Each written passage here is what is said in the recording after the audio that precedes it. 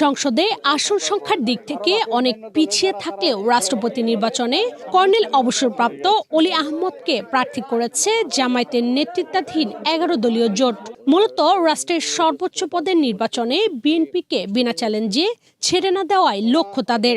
তবে জাতীয় সংসদে আসন বিন্যাস আর রাজনৈতিক সব সমীকরণ মিলিয়ে অনেকের মনেই প্রশ্ন, রাষ্ট্রপতি পদে অলি আহমেদ শেষ পর্যন্ত কত ভোট পাবেন।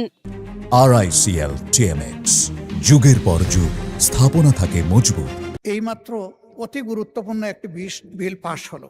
রাষ্ট্রপতি নির্বাচনের এই লড়াইয়ে জনসাধারণ সরাসরি ভোট দেবেন না, ভোট দেবেন সংসদ সদস্যরা।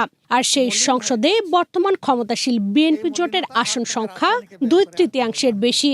উন্নয়ন কর্মকাণ্ডে বাংলাদেশের জাতীয় সংসদে মোট আসন 350, এর মধ্যে সরাসরি নির্বাচিত 300 এবং সংরক্ষিত নারী আসন 50টি। এই 350 ভোটের হিসাব ঘিরেই রাষ্ট্রপতি নির্বাচনের সমীকরণ।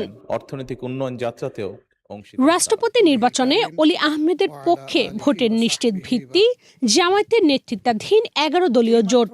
এই জোটের মোট আসন 90টি, এর মধ্যে জামায়াতের 77, এনসিপির 8, বাংলাদেশ খেলাফত মজলিসের 3, জাগপার 1 এবং খেলাফত মজলিসের আরেক অংশের একটি আসন। অর্থাৎ জোটের সব সংসদ সদস্য অলি আহমেদের পক্ষে ভোট দিলে তার বাক্সে নিশ্চিতভাবেই যেতে পারে 90 ভোট। কর্মসংস্থানের ব্যবস্থা করে দিয়ে কিন্তু ভোটের অঙ্ক এখানেই শেষ নয়।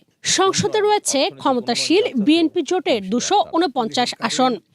এর মধ্যে বিএনপির 247, গণসংহতি আন্দোলনের 1 এবং গণ অধিকার পরিষদের একটি আসন। এর বাইরে বিএনপির সঙ্গে সমর্থন ভিত্তিক অবস্থানে রয়েছে বাংলাদেশ জাতীয় পার্টির একটি আসন। এর পাশাপাশি সংসদে রয়েছেন ইসলামী আন্দোলনের 1 এবং স্বতন্ত্র 8 জন সদস্য। এই 9 জন এমপি সবাই কর্নেল অলিকে ভোট দিলেও তার সর্বমোট প্রাপ্তি হবে 99। যদিও স্বতন্ত্র এমপিদের অধিকাংশই ছিলেন বিএনপির বিদ্রোহী, ফলে তারা শেষ পর্যন্ত জামায়াতের পছন্দের প্রার্থীর পক্ষে অবস্থান নেবেন কিনা সে বিষয়ে সংশয় থেকে যায়। তাহলে কি অলি আহমেদের ভোট 90তেই আটকে থাকবে? এখানেই রাষ্ট্রপতি নির্বাচনের সবচেয়ে গুরুত্বপূর্ণ বিষয় গোপন ব্যালট। অর্থাৎ কোন সংসদ সদস্য প্রকাশ্যে যে রাজনৈতিক অবস্থানেই থাকুক না কেন, ব্যালটে তিনি কাকে ভোট দিলেন তা প্রকাশ্যে জানার সুযোগ থাকবে না। ফলে বিএনপি জোটের কোনো এমপি চাইলে ব্যক্তিগত সিদ্ধান্তে অলি আহমেদকে ভোট দিতে পারবেন। তবে প্রশ্ন হচ্ছে, বাংলাদেশের রাজনৈতিক বাস্তবতায় ক্ষমতাসীন দলের এমপিরা কি নিজের দলের সমর্থিত প্রার্থীর বাইরে গিয়ে অলি আহমেদকে ভোট দেবেন?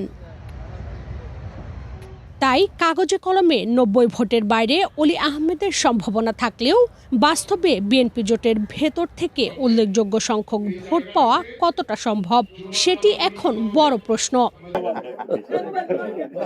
রাষ্ট্রপতি নির্বাচনে শেষ পর্যন্ত অলি আহমেদের ভোটের সংখ্যা 90 থেকে 99 এর মধ্যেই থাকবে, নাকি গোপন ব্যালটে পৌঁছে যাবে আরও বড় কোনো অঙ্ক, তা জানা যাবে আগামী 20 অগাস্ট। তাতে এটাও নিশ্চিত হওয়া যাবে অলি আহমেদের বঙ্গভবনে যাওয়ার স্বপ্ন থেকে বাস্তবতা কত দূর।